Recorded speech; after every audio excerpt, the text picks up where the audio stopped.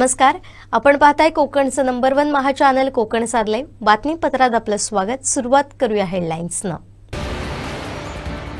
दिवसाला 6 रुग्ण रेफर होतात गोवा बांबोळी। नगर परिषदेच्या कर्मचाऱ्यांना धरलं धारेवर। आणि गृहराज्यमंत्र्यांनी काढली कुडाच्या व्हिडिओंची खरडपट्टी। आता पाहूया सविस्तर बातम्या।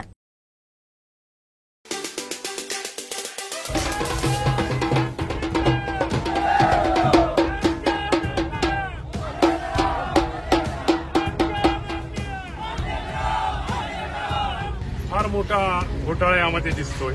मुळात हे कामगार पुरवण्याचं टेंडर हे नगर परिषदेने काढलेलं होतं आणि नगर परिषदेने काढल्यामुळे नगर परिषदेची पूर्ण जबाबदारी, त्या कामगारांची पूर्ण जबाबदारी नगर परिषद राहते। परंतु ह्या विषयावरती आंदोलन होणं आवश्यक होतं, म्हणून हे आंदोलन आज इथं मोठ्या प्रमाणात उभं राहिलंय।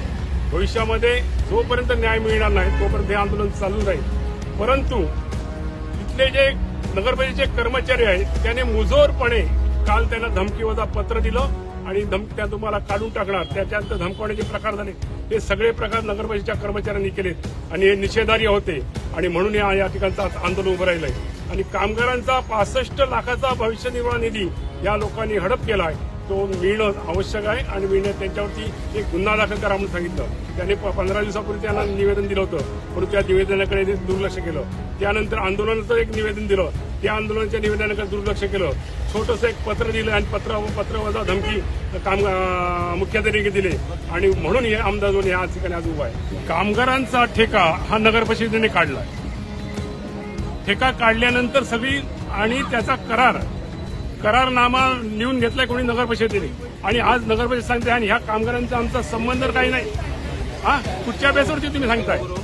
ज्या कामगारांच्या भविष्यासाठी असलेलं सगळं जे त्यांचे हँडग्लोव्ज असतील, त्यांचे पगार असतील, त्यांचे रेनकोट असतील, त्याचबरोबर त्यांच्या सुरक्षेची जबाबदारी, ही सगळी करारनामा हा नगर परिषदेने घेतला आहे आणि नगर परिषद सांगते की ह्या कामगारांचा आणि आमचा काही संबंध नाही। मग तो करार का करून घेतलाय? नगर परिषदेच्या कामगारांच्या आमच्या जे हजेरी असते ती तुम्ही घेताय आणि आज सांगताय आमचा आणि कामगारांचा संबंध नाही। येऊन दे आमच्या समोर, मग काय ते बघतो आम्ही काय ते।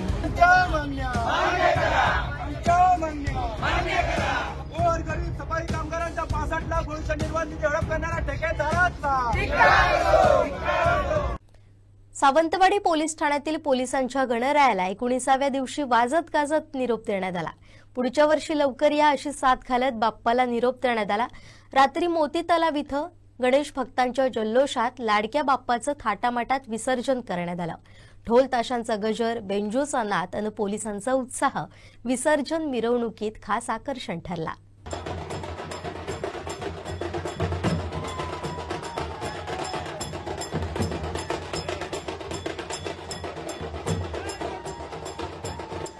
सण उत्सवात नेहमी गस्तीवर असणारे पोलीस आज बेभान होऊन नाचले।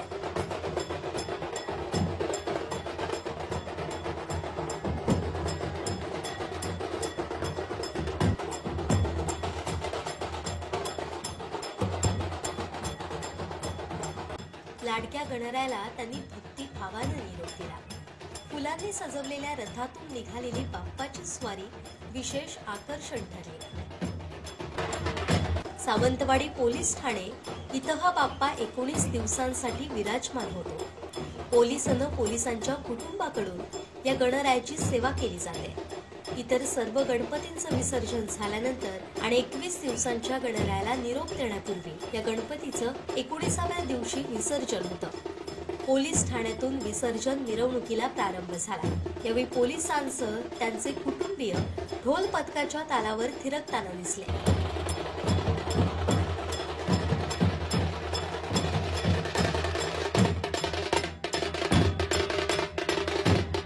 निरीक्षक, इतर पोलीस अधिकाऱ्यांसह वाहतूक पोलीसही ढोल पथकाच्या तालावर बेभान होऊन नाचले।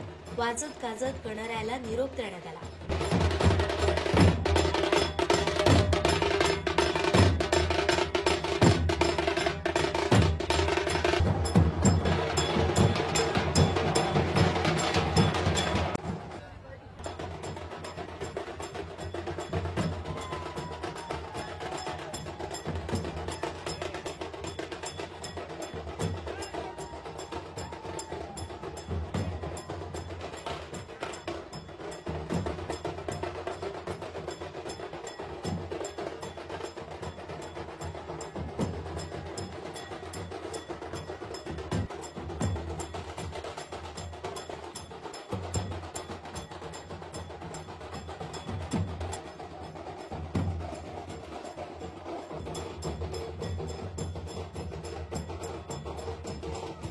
गणपती बाप्पा मोरया, पुढच्या वर्षी लवकर या अशा जयघोषानं यावेळी आसमंत दुमदुमून गेला होता.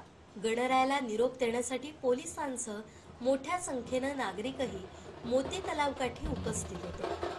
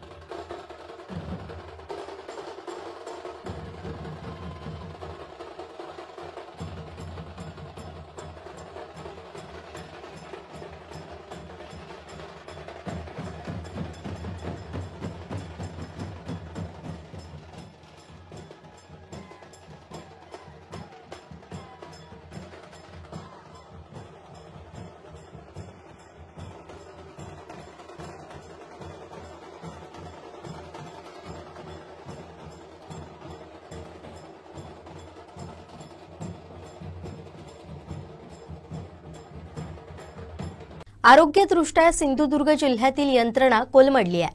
दिवसागणिक तब्बल 6 रुग्ण गोवा बांबोईला पाठवले जात असल्याची माहिती समोर येते. मागील 4 महिन्यात तब्बल 745 रुग्ण सिंधुदुर्ग जिल्ह्यातून 108 रुग्णवाहिकेनं बांबोईला पाठवण्यात आले.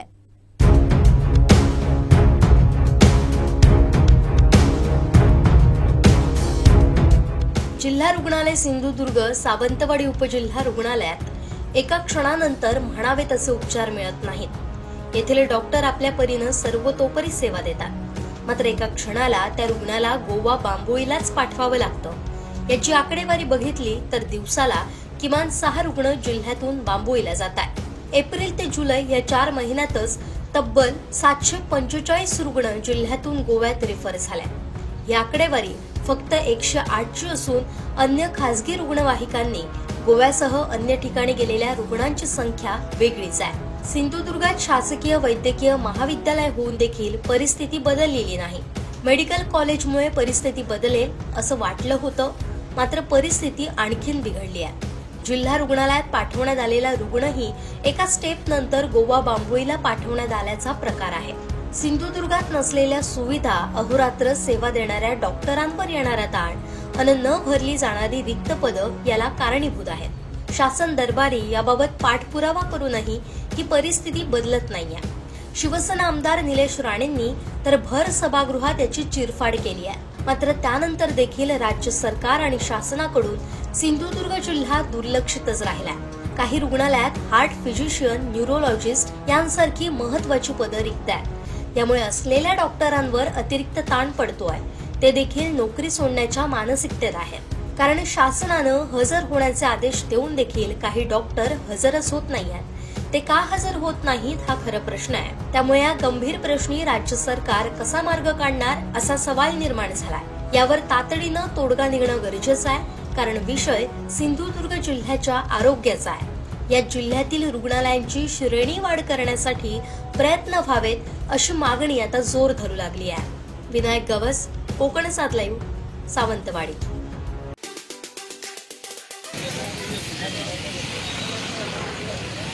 सावंतवाडी नगरपालिका कंत्राटी सफाई कामगारांच्या लढाऊ एकजुटीचा, समान कामाला समान दाम, समान कामाला समान वेतन, समान कामाला समान वेतन. कामगारांच्या पगारातून प्रॉव्हिडंट फंड कपात करताना घोळ करणाऱ्या अधिकाऱ्यांचा धिक्कार असो. कंत्राटी कामगारांच्या प्रॉव्हिडंट फंडाच्या आकडेमोडीत घोळ करणाऱ्या अधिकाऱ्यांचा, लढाऊ कामगार एकजुटीचा, सावंतवाडी नगरपालिका कंत्राटी सफाई कामगारांच्या लढाऊ एकजुटीचा, समान कामाला समान दाम, समान कामाला समान वेतन, समान कामाला समान वेतन, समान कामाला समान वेतन, लढाऊ कामगार एकजुटीचा, लढाऊ कामगार एकजुटीचा. जवळपास 6 तास झाले इथे उपोषण ही मंडळी करताय. तुम्ही सुद्धा त्यांना सपोर्ट केलेला आहे. काय सांगाल? समोरच नगर परिषद आहे पण एकही अधिकारी साधी दखल घेण्यासाठी इथे आलेला नाही. काय झालं की नगर परिषदेमध्ये गेले 8-10 महिने मुख्याधिकारी नगर परिषदेची अशी वाताहत झालेली आहे की नगर परिषद कुठच्या तरी परप्रांतीय लोकांकडे ती नगर परिषद घाण ठेवल्यासारखी झाली. गेले 7 तास झाले या ठिकाणी आम्ही आंदोलन करतो. त्यांचे कामगार उपोषणासारखं आंदोलन करतायत. 62 लाख रुपये प्रॉव्हिडंट फंडच्या बाबत घोटाळा झाला आहे. त्याची चौकशीची साधी मागणी करतो आहे आम्ही. त्या मागणीसाठी कुठलाही अधिकारी येऊन भेट घेत नाही. याच्यासारखी शर्मेची बाब कुठची नाही. आवश्यक होतं की त्याने तात्काळ येऊन तुमच्या मागण्या काय आहेत त्यांना मागण्या दिल्या होत्या. पुढची त्यांनी जण संवेदना दिली. बाबासाहेबांच्या संविधानाने दिलेल्या आम्हाला अधिकार आहे आणि अधिकाराचा वापर करून शांततेच्या माध्यमातून चाललेलं आंदोलन तुम्ही चिरडून टाकण्याचा प्रयत्न करताय. म्हणजे तुम्ही कोण? तुम्ही जनतेचे सेवक आहेत आणि कर्मचाऱ्यांना न्याय देणं आवश्यक होतं. परंतु हे कोणी येऊन या ठिकाणी बघत पण नाही. एवढे मुजोर अधिकारी झालेत. याची दखल पालकमंत्री नितेश राणे यांनी घ्यावी. याची दखल नूतन जिल्हाधिकारी घ्यावी आणि नाहीतर भविष्यामध्ये गोंधळ होईल संपूर्ण जिल्ह्यामध्ये. निश्चित प्रशासकीय राजवटीत इथले जे प्रांताधिकारी आहेत ते सुद्धा प्रशासक म्हणून इथे कारभार आखत आहेत. त्यांनी पण याची दखल घेतलेली नाही का? नाही, त्यांनी पण आता आंदोलन झाल्यानंतर कुठला तरी प्रशासकीय अधिकारी येणं आवश्यक होतं. एकही अधिकारी या ठिकाणी अजूनपर्यंत पोहोचलेला आहे. आज या ठिकाणी ह्या भागाचे आमदार सावंतवाडीमध्ये आहेत. ह्या भागाचे योगेश कदम मंत्री ते पण ह्या भागामध्ये आहेत. असं असताना पण त्यांनी कोणतीही दखल घेतली नाही. याला काय म्हणायचं?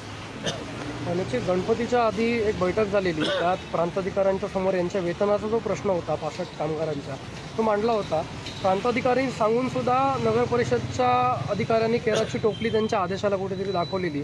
आत्ता पुन्हा एकदा जेव्हा आवाज उठवला कर्मचाऱ्यांनी तेव्हा नुकतंच त्यांचं खात्यामध्ये त्यांचा पगार जमा झाला आहे. मात्र जो PFची रक्कम आहे ती कुठेतरी त्यांना मिळत नाही आहे. ती ठेकेदाराने लंपास केल्याची दिसते. या सगळ्या परिस्थितीवर तुम्ही कसं बघता? हा मोठा भ्रष्टाचार आहे, घोळ आहे. ह्याच्या मुळापर्यंत जाऊन तो शोधून काढणं आवश्यक आहे. कारण ह्या संदर्भातच प्रांत अधिकाऱ्यांकडे आम्ही बैठक घेताना सांगितलं होतं की त्याच्यावरती पहिल्यांदा त्याला नोटीस काढा. त्याला साधी नोटीस दिली नाही. त्याच्यावरती नोटीस देऊन ज्याचं म्हणणं ऐकून त्याच्यावरती गुन्हा दाखल करा. गुन्हाही नाही. आणि त्याच्यावरती प्रांत अधिकाऱ्यांनी जे आदेश यांना दिले होते त्या आदेशाने त्यांनी पायमल्ली केलेली आहे. पालकमंत्र्यांचा जनता दरबार वेंगुर्ल्यात पार पडला. यावरून विरोधकांनी टीकाही केली. त्यांच्या टीकेला जिल्हा बँक अध्यक्ष मनीष तळवी यांनी प्रत्युत्तर दिलंय. पाहुयात ते काय म्हणाले. योग्य पद्धतीने आणि त्यांच्या मागण्या योग्य पद्धतीने सोडवल्या जाव्यात या दृष्टिकोनातून जनता दरबाराचं आयोजन करण्याची कार्यपद्धती खरं तर हातात घेतली. ते पालकमंत्री झाल्यापासून आतापर्यंत जिल्हा स्तरावर अनेक वेळा जनता दरबार घेतले गेले आणि या जनता दरबारामध्ये वर्षानुवर्ष रखडलेले अनेक प्रश्न खऱ्या अर्थाने मार्गी पण लागलेले आहेत. आणि मग या जिल्हा स्तरावर हे जनता दरबार घेत असताना तालुक्यापर्यंत जावं. कारण तालुक्यातली जनता, काही गरीब लोक, काही लोकांचा प्रवासाचा प्रश्न निर्माण होतो. मग अशा सगळ्या जनतेला जिल्हा स्तरावरच्या जनता दरबारामध्ये येण्यामध्ये काही अडचणी निर्माण होतात आणि या अडचणी त्यांना होऊ नये आणि तालुका स्तरावर आपण जाऊन त्यांचे प्रश्न समजून घ्यावे म्हणून माननीय पालकमंत्री महोदयांनी वेंगुर्ला तालुक्यापासून तालुका स्तरावरच्या जनता दरबाराच्या आयोजनाची सुरुवात केली. खरं तर वेंगुर्ला वासियांच्या सगळ्यांच्या वतीने आम्ही त्यांचे धन्यवाद व्यक्त करतो की त्यांनी वेंगुर्ला तालुक्याची यासाठी निवड केली. खरं तर काल एक दिवस अगोदर जाहीर करून सुद्धा 140पेक्षा जास्त निवेदनं या जनता दरबारामध्ये सादर करण्यात आली. मोठ्या संख्येने तालुक्यातील जनता या जनता दरबारामध्ये सहभागी झाली आणि याच्याबद्दल काल वेगवेगळ्या वृत्तपत्राच्या माध्यमातून आम्ही वाचलं की उद्धव बाळासाहेब ठाकरे शिवसेनेच्या काही नेत्यांनी त्याच्याबद्दल काही कॉमेंट्स केले. खरं तर त्यांच्या कारकिर्दीमध्ये किंवा त्यांच्या सत्तास्थानाच्या काळामध्ये सुद्धा त्यांनी कधीही अशा प्रकारचा ना जिल्हा स्तरावर कुठला जनता दरबार घेतला, ना तालुका स्तरावर घेतला, ना कुठल्या गाव पातळीवर सुद्धा जनता दरबार घेतला. कारण खरं म्हणजे जनता दरबार घेण्यासाठी आणि जनतेमध्ये थेट जाऊन जनतेचे प्रश्न समजून घेऊन ते न्याय देण्यासाठी, संवाद करण्यासाठी एक हिंमत असावी लागते, ती पारदर्शकता असावी लागते. आणि त्या नेत्यामध्ये तोच नेता अशा प्रकारच्या खऱ्या अर्थाने जनतेमध्ये जाऊन जनतेचे प्रश्न थेटपणे ऐकून घेण्याची हिंमत करू शकतो, की ज्याची प्रशासनावर एक स्वतःची अशी पकड आहे.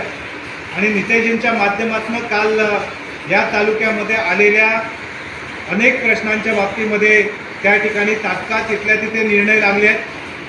आता प्रशासकीय बाब जर काही लोकांच्या, काही मंडळींच्या या सगळ्या पत्रकार परिषदा घेणाऱ्या मंडळींच्या लक्षात येत नसतील तर त्यांना मी सांगू इच्छितो की शेवटी प्रशासकीय बाबींमध्ये निर्णय घेण्याचे अधिकार हे त्या त्या अधिकाऱ्यांना असतात. निर्देश पालकमंत्री महोदयांनी दिले आहेत आणि मग त्या निवेदनावर कुठल्या प्रकारची कारवाई करणं अपेक्षित आहे किंवा कुठली कारवाई करणार आहे त्याची उत्तरं ही त्या ठिकाणी समोरासमोरच संबंधित अधिकाऱ्यांच्या माध्यमातून घेण्यात आलेली आहे. आणि त्यामुळे या जनता दरबारामध्ये जवळपास 70% जास्त निवेदनांचे प्रश्न हे त्या ठिकाणीच मार्गी लागले आहेत. त्याची उत्तरं संबंधित अधिकाऱ्यांनी तात्काळ सकारात्मक तिथे दिलेली आहेत.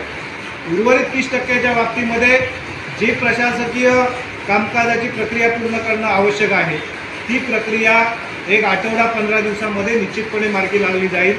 त्याचा पाठपुरावा करण्याची जबाबदारी ही संबंधित यंत्रणेवर दिलेली आहे. आम्ही सर्व भारतीय जनता पार्टीचे प्रमुख पदाधिकारी, कार्यकर्ते सुद्धा याच्यासाठी पाठपुरावा सातत्याने करणार आहोत. माननीय पालकमंत्री महोदयांच्या कार्यालयाकडून त्याच्यासाठी पाठपुरावा होतो.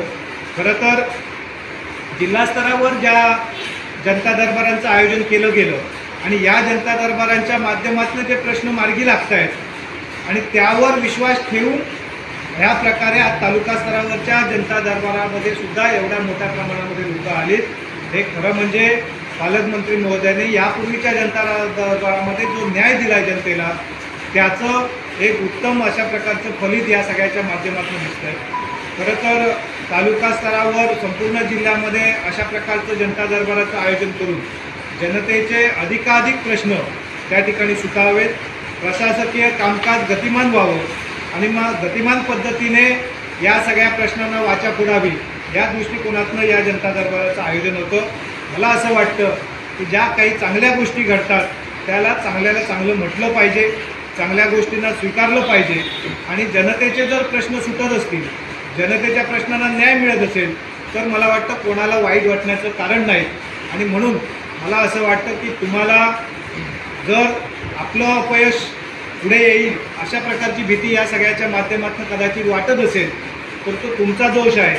परंतु या सगळ्यामध्ये आम्हाला असं वाटतं की अशा प्रकारच्या जनता दरबाराच्या माध्यमातून प्रत्येक तालुका स्तरामधनं प्रत्येक तालुक्यामधल्या सामान्य जनतेचे प्रश्न ऐकून घेण्याची जी भूमिका माननीय पालकमंत्री महोदयांनी घेतली आहे याच्याबद्दल सामान्य जनतेच्या माध्यमातून सामान्य जनता त्यांच्या वेगवेगळ्या स्तरावरनं समाधान व्यक्त केलं जात आहे.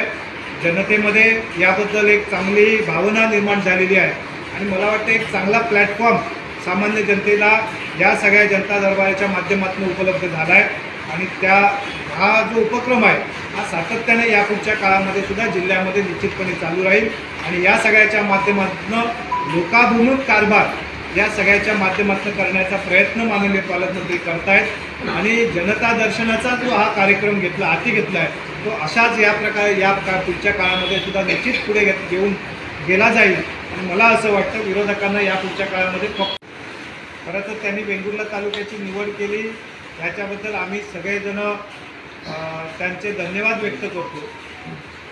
याच्यामध्ये कोणाचं अपयश जागणं किंवा त्याच्यासाठी कोणाला पाठीशी घालणं हा मुळीच हेतू नव्हता.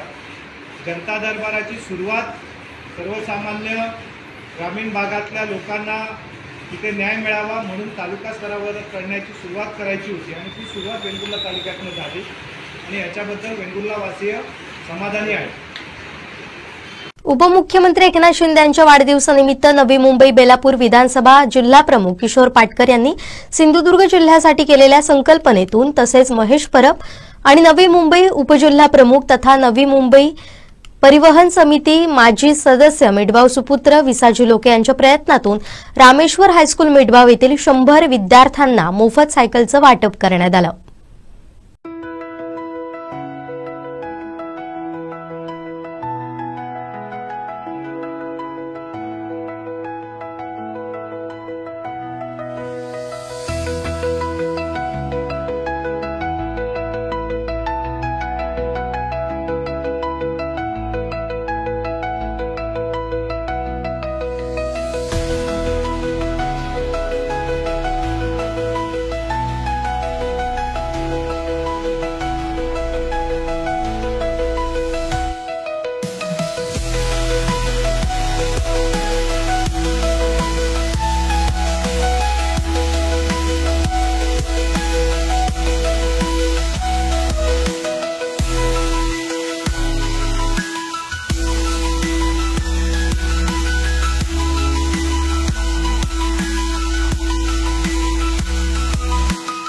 शिवसेना मुख्य नेते तसेच महाराष्ट्र राज्याचे कार्यक्षम मुख्यमंत्री उपमुख्यमंत्री माननीय श्री एकनाथजी शिंदेसाहेब यांच्या वाढदिवसानिमित्त नवी मुंबई जिल्हा प्रमुख किशोरजी पाटकर हे देखील सिंधुदुर्ग जिल्ह्याचे सुपुत्र आहेत.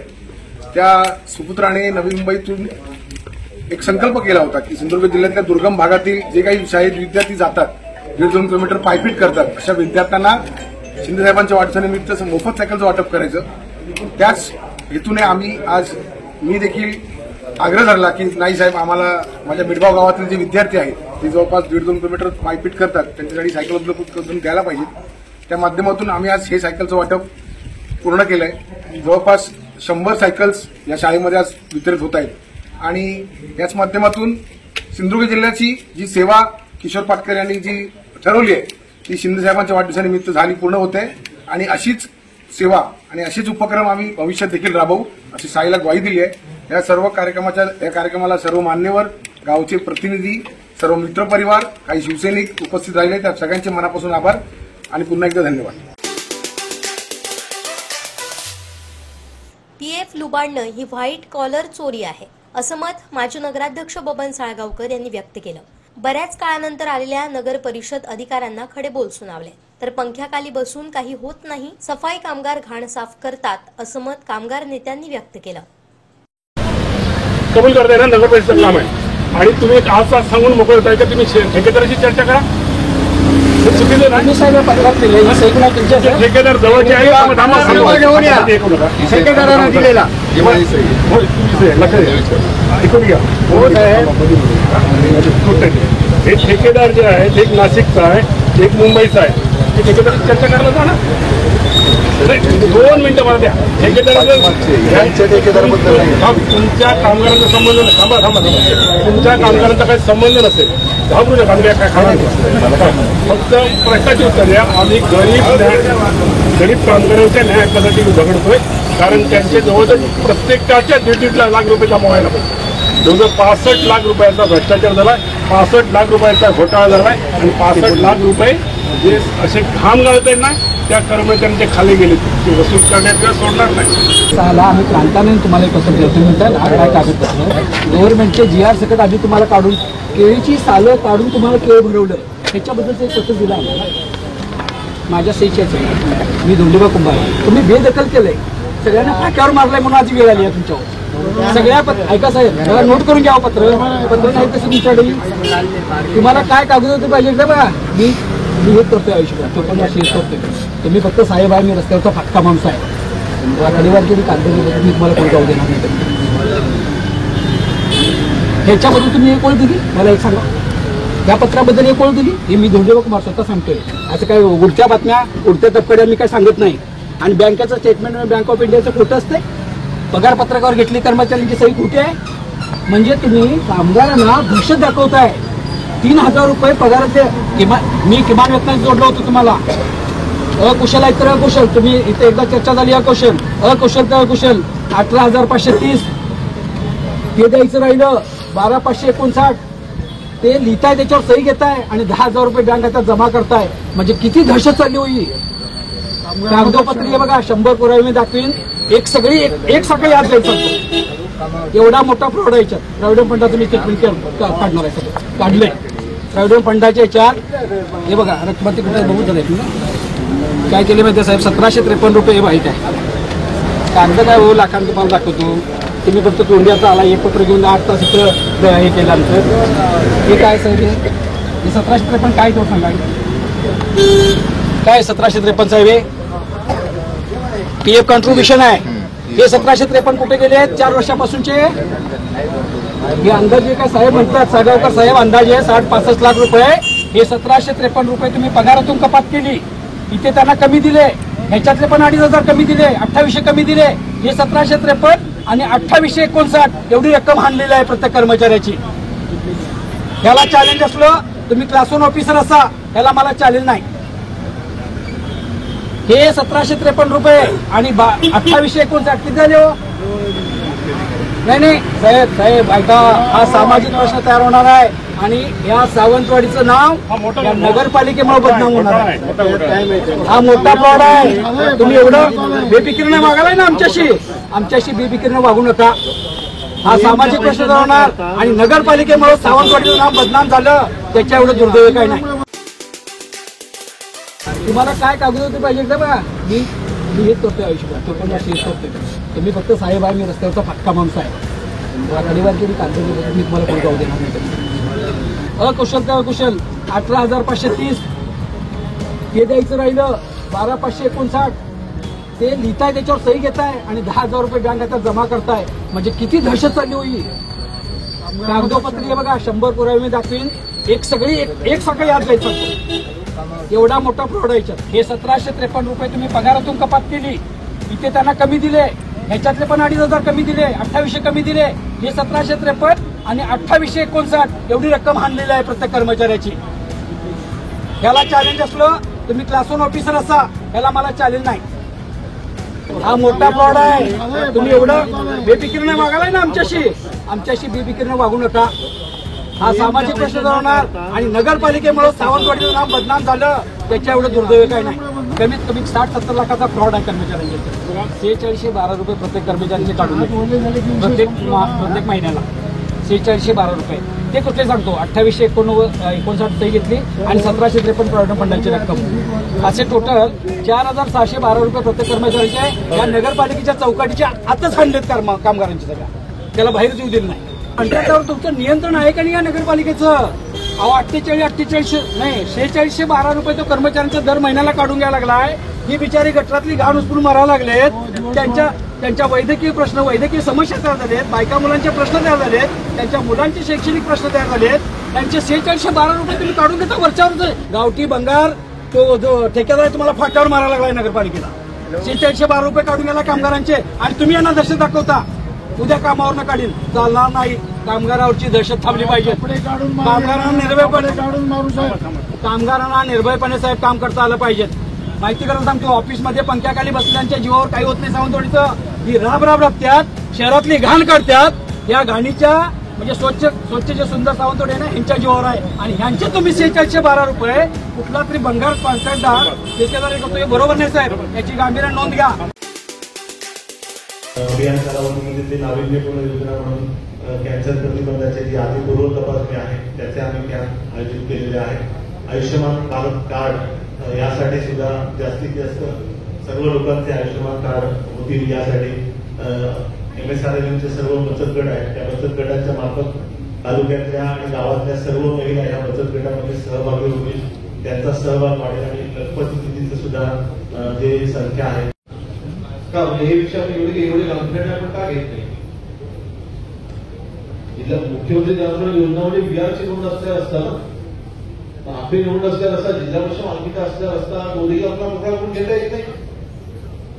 इतका महत्वाचा प्रकल्प आपण तिथे राबवत असताना देखील एवढी उदासीनता का, काय घाबरायचं कारण काय. मग एक व्यक्ती अख्खा गाव इतकं मोठं रस्ता काढत असेल. आता 2 उदाहरणं आपल्यासमोर आलेली आहेत.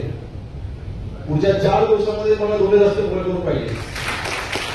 5 दिवशी विचारणार नाही, माझ्या कार्यकर्त्यांना विचारलं कसं झालं की नाही. जसं मोकळा झाला तर मी आपल्यावरती कारवाई पडलं येईल कारण नसताना बरं की नाही. 4 दिवस आहे.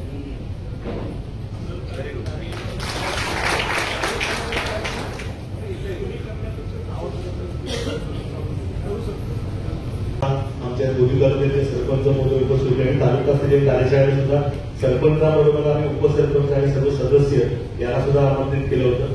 आमचे मुख्य कार्यकारी अधिकारी आदरणीय खेडूरकर साहेबांच्या नियोजनाने आम्ही एक नाविन्यपूर्ण उपक्रम राबवतो. याच्यामध्ये जे आमच्या सर्व जिल्हा परिषदच्या शाळा आहेत त्याच्यामध्ये आपण माजी विद्यार्थी जे मेळावे घेऊन त्याद्वारे सुद्धा आपण लोक सहभाग घेतोय. आमचे मुंबई जी ग्रामस्थ मंडळ आहे त्या ग्रामस्थ मंडळांना सुद्धा यामध्ये सहभागी केलेलं आहे. CSR पण यामध्ये जास्तीत जास्त आपल्या गावामध्ये कसा येईल यासाठी सुद्धा विशेष प्रयत्न आहेत. साहेब एक फक्त विनंती करतो, आपण प्रेझेंटेशन आणि पॉइंट वाईज सगळं मंत्री महोदयांना आपण वाचून दाखवलं किंवा बोलून दाखवलं.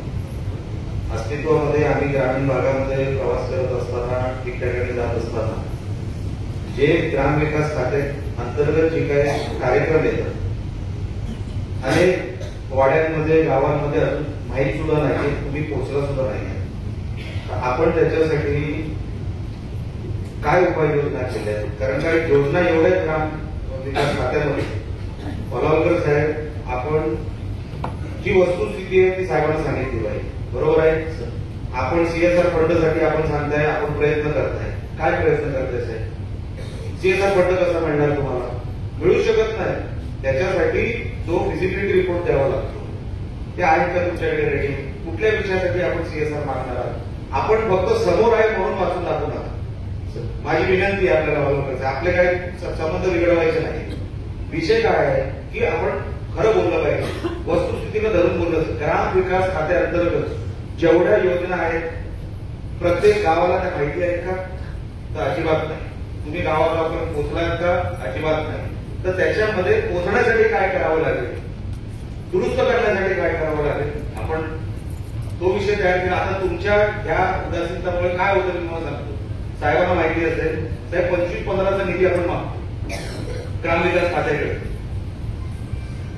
ह्या मतदारसंघाचं दुर्दैव असायचं आहे मागच्या 10 वर्षामध्ये महाराष्ट्रामध्ये सर्वात कमी 25-15चा पैसा कुठला आला असेल तर तो ह्या मतदारसंघात आला. तुम्ही नाकारून सांगा मला. साहेबांच्या मतदारसंघात किती येतो, केसारकर साहेबांच्या मतदारसंघात किती येतो, बाजूला कणकवली मतदारसंघात किती येतो आणि ह्या मतदारसंघात किती येतो. फक्त 25-15चं उदाहरण देतो मी तुम्हाला. खरं की खोटं? वस्तुस्थिती आहे ती दुरुस्त करायला आपण काय केलं? काही नाही. तर आपल्याला त्याच्यामध्ये तुम्ही करत असाल, मी नाही म्हणत आहे की तुम्ही 100% काम करत नाहीये, पण ग्रामविकास खात्यामध्ये जे अपेक्षित आहे त्या वेगाने आणि त्या गांभीर्याने काम होत नाही साहेब. त्यासाठी आपण मंत्री महोदयांकडून काय करता येईल, आपल्याला त्यांच्याकडून काय मदत लागेल हे त्यांना एकदा सांगा, म्हणजे ती मदत ते उपलब्ध करून देतील.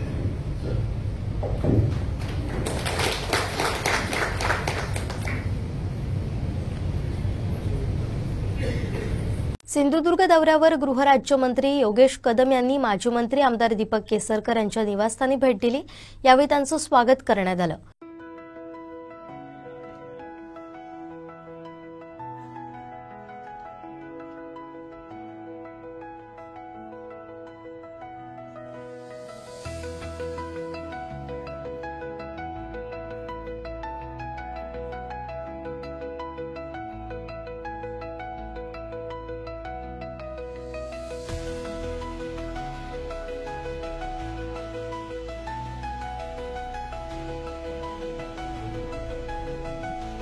दीपक केसरकर यांच्याकडून राज्यमंत्री योगेश कदम यांचा विशेष सत्कार करण्यात आला. यावेळी शिवसेनेचे जिल्हा प्रमुख संजू परब, उपनेते संजय आंग्रे, अशोक दळवी, सचिन वालावलकर, तालुका प्रमुख बबन राणे, दिनेश कावडे आदींसह शिवसेना पदाधिकारी, कार्यकर्ते उपस्थित होते.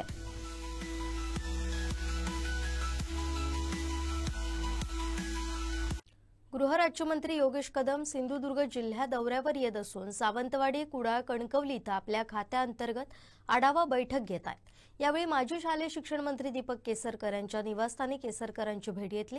यावेळी औपचारिक चर्चा देखील झाल्या. यावेळी शिवसेना महिला आघाडीच्या महिलांनी दीपक केसरकर यांना मंत्रिपद द्यावं, पक्षाचे नेते उपमुख्यमंत्री एकनाथ शिंदे मुख्यमंत्र्यांकडे ही मागणी पोहोचवा, दीपक केसरकर यांच्यामुळे सिंधुदुर्गात शिवसेना आहे ते कधी मागणार नाही असं सांगताना महिला आघाडीच्या अनारुजुन लोबो यांना अश्रू देखील अनावर झाल्या। साहेब, आमची महिला शिवसेनेच्या वतीने एक आघाडीच्या वतीने मागणी आहे की जे आमचे दीपक भाई केसरकर यांना काहीतरी विचार करून त्यांना मंत्री पद वगैरे द्यावं, कारण काय सिंधुदुर्गातून कोणीच नाही, त्यामुळे आमच्यावर सिंधुदुर्गात पहिली शिवसेना सावंतवाडी ती दीपक भाईमुळे सिंधुदुर्गात आहे। आणि जरी साहेबांकडे तो न्याय नसला तरी ही आमची मेसेज मुख्यमंत्र्यांना पाठवावी, नाहीतर शिवसेना एवढीच विनंती आहे आमची। काय नाही मेसेज परत दीपक भाई कधी मुख्यमंत्र्यांकडे आपल्याला पुढचं पद द्या म्हणून मागणार नाही। आणि आपण आता 15 वर्ष झाली की आपण नंतर शिवसेना पक्षाच्या आपल्या बैठकीत आपण चर्चा करू आणि शिंदे साहेब केसरकर साहेबांना अन्याय करणार नाही माझा विश्वास आहे। त्याचं दुःख आम्हाला आहे। याच्यापेक्षा चांगली मोठी जबाबदारी साहेब नक्कीच देतील आमच्या, याच्यापेक्षा चांगली मोठी जबाबदारी साहेब नक्कीच देतील आमचा विश्वास आहे। उपमुख्यमंत्र्यांना तुम्ही ते कधी मागणार नाही।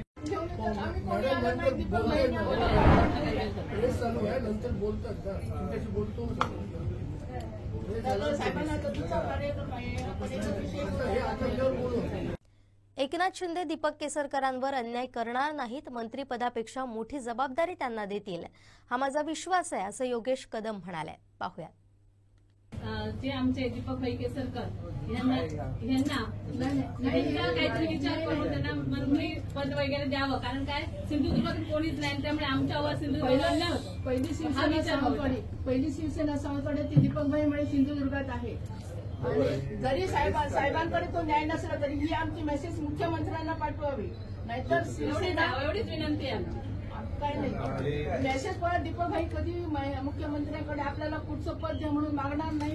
आणि आपण आता 15 वर्ष झाली की आपण नंतर शिवसेना पक्षाच्या आपल्या बैठकीत आपण चर्चा करू आणि शिंदे साहेब केसरकर साहेबांना अन्याय करणार नाही माझा विश्वास आहे।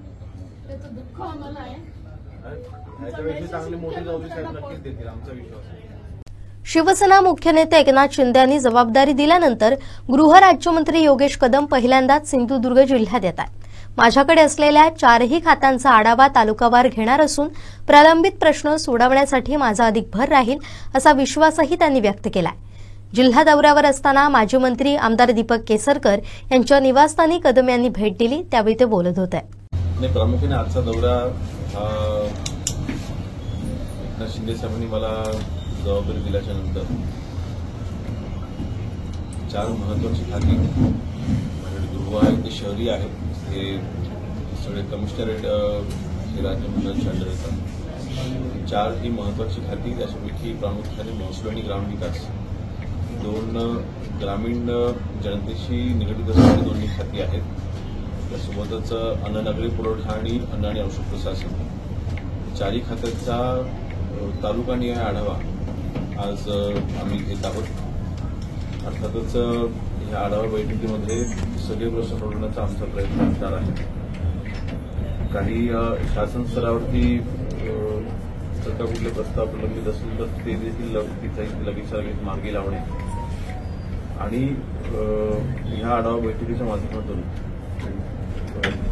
तालुकानिहाय सगळे प्रश्न सोडवण्याचा आमचा प्रयत्न असणार आहे। अर्थातच माननीय एकनाथ शिंदे साहेबांनी ही जबाबदारी दिल्याच्या नंतर प्रशासनाची आणि शासनाची संपूर्ण ताकद ही शिवसेनेच्या पाठीशी उभी करणं, संघटना मजबूत करणं, माननीय केसरकर साहेबांचा अनुभव, त्या अनुभवातून संघटना आजपर्यंत आणि शिवसेना आजपर्यंत मजबूतीने वाढते उभी राहिलेली आहे। आज ह्या मंत्रिपदाच्या मार्फत जास्तीत जास्त प्रश्न आमचे शिवसैनिकांशी देखील सोडवण्याचा आमचा प्रयत्न असणार आहे आणि विशेषतः मंत्रिपदानंतर पहिल्यांदाच सिंधुदुर्ग जिल्ह्यामध्ये येणं होत आहे। त्या अनुषंगाने नक्कीच संघटना वाढीसाठी जे काही करता येईल ते आम्ही करायचा प्रयत्न करू। प्रकाशभाईंच्या माध्यमातून सावंतवाडी पंचायत समितीची जी इमारत मंजूर झाली होती त्याचा टेंडरही निघाला, पण अद्याप भूमिपूजन झालेलं नाही. तर कधी काय होणार काय? त्याचा आम्ही संपूर्ण आढावा घेऊ ना. आज जे काही प्रश्न आहेत त्या बाबतीमधील ज्या काही अडीअडचणी काय असतील सगळे सोडवण्याकरता आज आम्ही इथे आलेलो आहोत. त्यामुळे मला वाटतं की सरळ साहेबांचा अनुभव पाहता प्रशासनावरती त्यांची चांगली पकड देखील आहे. अभ्यास करून आम्ही त्यांच्याकडे नेहमीच पाहत आलेलो आहोत. हे प्रश्न नक्की सोडवू शकतातच, परंतु आज आढावा बैठकीच्या अनुषंगाने आपण जो मुद्दा मांडला आहे त्या अनुषंगाने जे काही प्रश्न असतील ते नक्कीच आम्ही सर्व सोडवू. आंबोली गेळीतील कबुलांचा गावचा प्रश्न तुमच्या कानावर आला असेल. आंबोली चौकुल गेळीमध्ये कबुलांच्या गावचं तर गेले अनेक वर्ष प्रलंबित आहे. गेळीचा प्रश्न सुद्धा झाला आहे. आंबोली आणि चौकुलमध्ये राहिलेला आहे. वाटप प्रक्रिया आणि फॉरेन टाईप याबाबत तुम्ही महसूल राज्यमंत्री आहे, काय त्याची प्रक्रिया? अजूनपर्यंत विषयाने माझ्यापर्यंत अजून आढावा मी अजून सुरू न केलेलं म्हणून ती काही माहिती मला नाही, म्हणून मी असं वाटतं की आपण आढावा बैठकीच्या नंतर आपण शक्य होऊ. पण हे सगळेच प्रश्न महसूलशी निगडीत असू द्यात किंवा ग्रामविकासशी निगडीत असू द्यात, माझ्याकडे जी 4 खाती आहेत ग्रामीण भागांशी संबंधित सगळ्या प्रश्नांसंबंधित जे काही अडचणी असतील त्या सगळ्यात जास्त जागी आम्ही सुद्धा सोडवू. सिंधुदुर्ग जिल्ह्यात वाळूच्या ठेक्याचं प्रमाण म्हणजे प्रलंबित राहिलेलं आहे. म्हणजे वाळूचे जे ठेके मिळतात ते प्रलंबित राहिले आहे. त्यामुळे चोरटी वाळूचे प्रमाण वाढलेलं आहे आणि महसूलकडनं कारवाई होतात. पण ही प्रक्रिया म्हणजे वाळूचे लिलाव वगैरे का होत नाही सरकारकडून? आणि आता वाळूचं नवीन धोरण आता आपण लागू केलेलं आहे आणि ह्या नवीन धोरणामध्ये मागे जे काही डेपो करायचे होते डेपोकडून जो लिलाव करायचा होता ती प्रक्रिया आता पूर्णपणे बंद करून नवीन धोरण आपण लागू केलेलं आहे. नवीन धोरणाच्या सोबतच आपण आता एमसॅट जी क्रस्ट स्टँड आहे त्या क्रस्ट स्टँडसाठीची देखील प्रक्रिया आता आपण चालू केली आहे. क्रस्ट स्टँडवरती आपण जास्तीत जास्त भर देत आहोत, कारण क्रस्ट स्टँडचा वापर हा आजच्या तारखेला मोठ्या प्रमाणात आपण महाराष्ट्र होताना पाहतोय. अशा वेळेस वाळू चोरीवरती अतिशय चांगला पर्याय हा आपण इथे काढलेला आहे. कल्पना आहे की ते काही लगेचच्या लगेच जरी आपण बनवणं चालू झाली तरी त्याची चोरी लगेच थांबणार नाही, परंतु त्याचे चांगले परिणाम हे आपल्याला पुढच्या काही महिन्यामध्येच पाहायला मिळतील. आणि सिंधुदुर्ग जिल्ह्याच्या वाळूच्या बाबतीत देखील आढावा बैठकीमध्ये मी देखील तो आढावा आवर्जून घेणार आहे की आपण कारवाई आजपर्यंत केलेल्या आहेत, कोणाकोणावरती केलेल्या आहेत आणि त्यांना थांबवण्याकरता आपण काय उपाययोजना केल्या आहेत. नवीन वाळूचं धोरण लागू करण्याकरिता अधिकाऱ्यांकडनं काय काय इथे पावलं उचलली गेले त्याचं सगळं आढावा. सावंतवाडी नगर परिषदेच्या कंत्राटी सफाई कामगारांनी त्यांच्या प्रलंबित मागण्यांसाठी 9 वाजल्यापासून नगर परिषद कार्यालयासमोर काम बंद आंदोलन आणि बेमुदत उपोषण सुरू केलंय. कंत्राटदारानं गेल्या 4 वर्षांपासून सुमारे 65 लाख रुपयांचा पीएफ बुडवल्याचा आरोप करत कामगारांनी हा पवित्रा घेतला. या उपोषणाला पाठिंबा देत माजी नगराध्यक्ष बबन साळगावकर उपोषणात सहभागी झाले.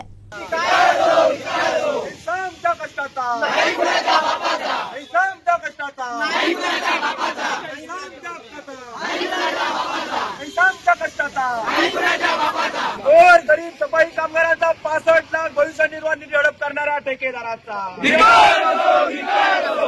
गरीब सफाई कामगारांचा 65 लाख भविष्य निर्वाह निधी हडप करणारा ठेकेदाराचा गरीब सफाई कामगारांचा 65 लाख भविष्य निर्वाह निधी हडप करणाऱ्या ठेकेदाराचा आमच्या कष्टाचा आमच्या कष्टाचा आमच्या कष्टाचा समान काम समान वेतन समान काम समान वेतन समान काम समान वेतन समान काम समान वेतन कामगार एकजुटीचा कामगार एकजुटीचा कामगार एकजुटीचा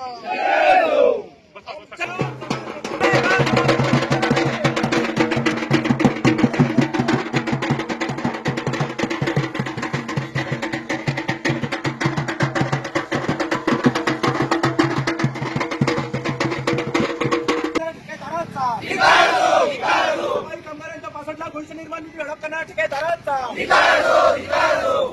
आमच्या कष्टाचा पैसा आमच्या कष्टाचा पैसा आमच्या कष्टाचा पैसा आमच्या कष्टाचा समान काम समान वेतन समान काम समान वेतन समान काम समान वेतन कामगार एक चुकीचा कामगार एक चुकीचा कामगार एक चुकीचा आमच्या मागण्या आमच्या मागण्या आमच्या मागण्या आमच्या मागण्या गोर गरीब सफाई कामगारांच्या 65 लाख भविष्य निर्वाह निधी हडप करणाऱ्या ठेकेदाराचा सफाई कामगारांच्या 65 लाख भविष्य निर्वाह निधी हडप करणाऱ्या ठेकेदाराचा सफाई कामगारांच्या 65 लाख भविष्य निर्वाह निधी हडप करणाऱ्या ठेकेदाराचा पैसा आमच्या कष्टाचा पैसा आमच्या कष्टाचा पैसा आमच्या कष्टाचा पैसा आमच्या कष्टाचा समान काम समान वेतन समान काम समान वेतन समान काम समान वेतन कामगार एक चुकीचा कामगार एक चुकीचा कामगार एक चुकीचा आमच्या मागण्या आमच्या मागण्या आमच्या मागण्या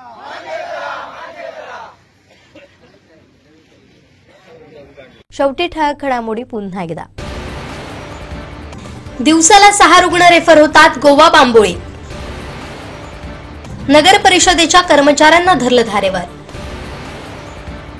आणि गृहराज्यमंत्र्यांनी काढली कुडाच्या व्हिडिओंची खरडपट्टी.